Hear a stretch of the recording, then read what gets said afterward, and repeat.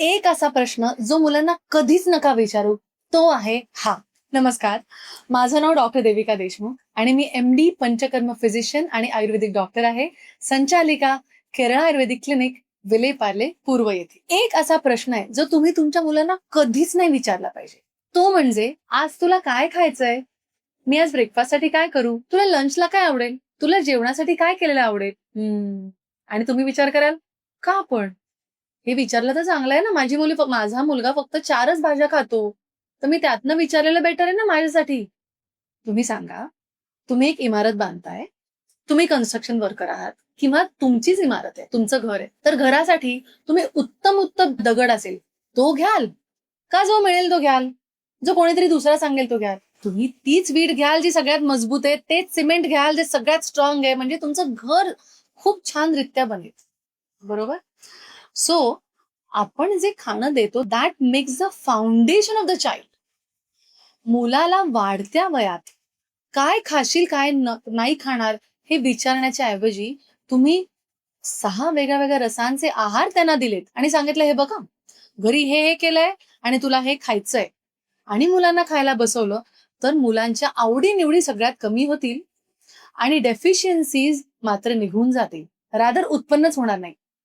पण जेव्हा आपण हा प्रश्न विचारतो की तुला काय खायचंय, तेव्हा तो फक्त 4 वेगळ्या ऑप्शन्स मधनं जर त्यांनी उत्तर दिली, तर that is exactly the place where deficiencies start.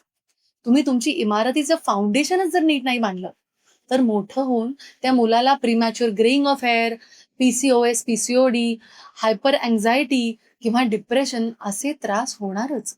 किंवा परीक्षा आली की हडबडणं, अँझायटी होणं किंवा भीती वाटणं, हे सगळं होणारच. कारण मूल हे पूर्ण आहारच जेवत नाहीये. म्हणून मुलाला जर एक प्रश्न कुठला विचारायचा नाही, तर तो मात्र हाच, की तुला काय खायचंय? रादर तुम्ही ठरवायला हवं ऍज अ पालक किंवा आजी आजोबा, की मी या मुलाला काय दिलं की त्याचं पोषण अतिशय सुंदररित्या होईल. मग ते तुम्ही जेवण कुठलंही अशा फॉर्मॅटमध्ये बनवून द्या जे त्यांना खूप आवडेल, चविष्ट चवीदार असेल आणि खाताना मजा येईल. ते त्यांना त्यांच्या हाताने खाऊ द्या, त्यांना भरवू नका. 1 वर्षाचं मूल झालं की जसे आपण पानावर बसतो सगळे खाताना, तसंच त्यालाही तुमच्या बरोबर तुमच्या सकट खायला बसवा. त्याला पडू दे इकडे तिकडे सगळं सांडू दे, पण ते मूल त्याने चवीने खायला शिकेल. मोठ्यांसारखं मला वागायचंय म्हणून ते मूल अगदी आनंदाने तुमच्याबरोबर बसेल, सांडेल सांडू द्या, पण ते मूल सगळं तुमच्यासारखं खाईल. पण तुम्ही जर हे होल्ड बॅक केलं, तर मग 3-4 वर्षाचं झाल्यावर किंवा 7-8 वर्षाचं झाल्यावर मग कंप्लेंट करण्याचा काही अधिकार नाही तुम्हाला, की माझं मूल काही खातच नाही. त्याचं कारण हे होतं, कारण तुम्ही विचारलं, तुला काय आवडेल खायला? हे त्याचं कारण होतं. सो नकळतरित्या हे असं करू नका. आणि जर तुम्हाला माहिती असेल कोणी असे पेरेंट्स करतायत, तर त्यांना व्हिडिओज दाखवा. Because we want our generation to grow stronger and not weaker. धन्यवाद.